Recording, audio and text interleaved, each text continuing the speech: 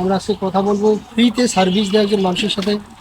আচ্ছা, কত বছর ধরে আপনি এই যে ফ্রিতে যে রশি এবং 8 বছর থেকে করতেছি।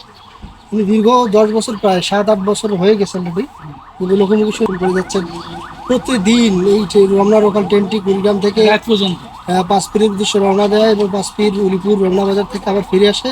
তিনি এখানেই থাকতেন এবং এই দুটি ফ্ল্যাগ, লাল ফ্ল্যাগ এবং সবুজ ফ্ল্যাগ দিয়ে এবং এই রশির সাহায্যে এই গেটটি পর্যবেক্ষণ করে। এই যে এখন ট্রেন আসছে, উনি দাঁড়িয়ে গেছেন সবুজ ফ্ল্যাগ নিয়ে, ট্রেনের এলএমকে সিগন্যাল দিচ্ছেন যে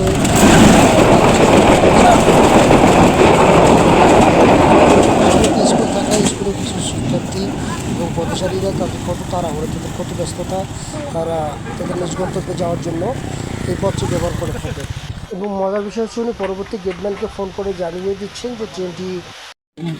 আচ্ছা, ভালো আছেন? হ্যাঁ স্যার। আপনার নাম? আমার নাম মোহাম্মদ দুলাল।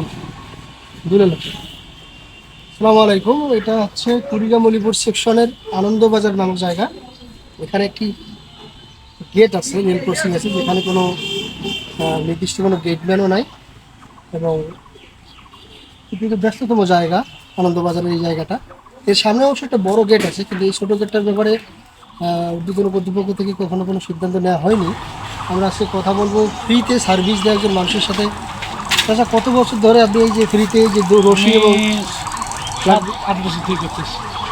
দীর্ঘ 10 বছর, প্রায় 7-8 বছর হয়ে গেছে অলরেডি, কিন্তু লোকমুখে শুনেছি তিনি দীর্ঘ 10 বছরের মতো এই পরিশ্রম করে যাচ্ছেন প্রতিদিন এই রমনা লোকাল ট্রেনটি কুড়িগ্রাম থেকে রাত পর্যন্ত পাঁচপিরের উদ্দেশ্যে রওনা দেয় এবং পাঁচপির উলিপুর রমনা বাজার থেকে আবার ফিরে আসে।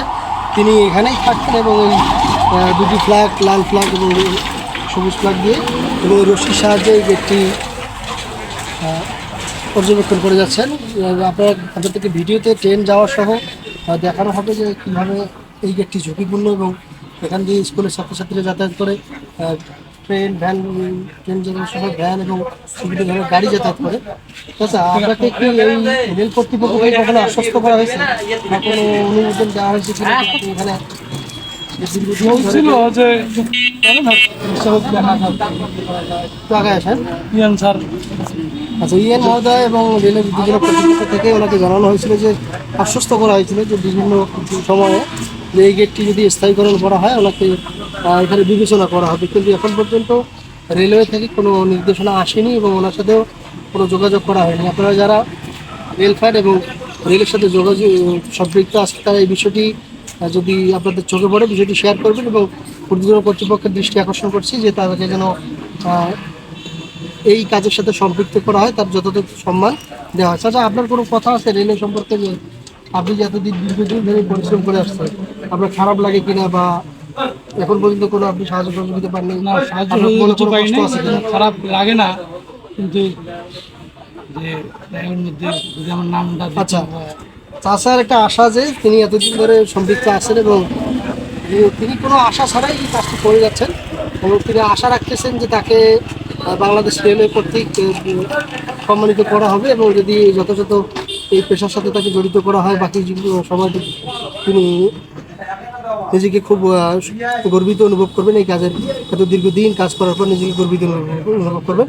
তো আপনারা এই ভিডিওটি বিভিন্ন পেজে শেয়ার করবেন। বাংলাদেশ রেলওয়ের যে ওয়েবসাইট আছে, বাংলাদেশ রেলের বিভিন্ন গুরুত্বপূর্ণ হেল্প ডেস্কগুলো আছে, সেখানে সবার দৃষ্টি আকর্ষণ করছে যাতে এই তিনি আলোচনায় চলে আসেন এবং বাংলাদেশ রেলওয়ের ঊর্ধ্বতন কর্তৃপক্ষ তাকে যথাযথ সম্মানিত করে। আসসালামু আলাইকুম।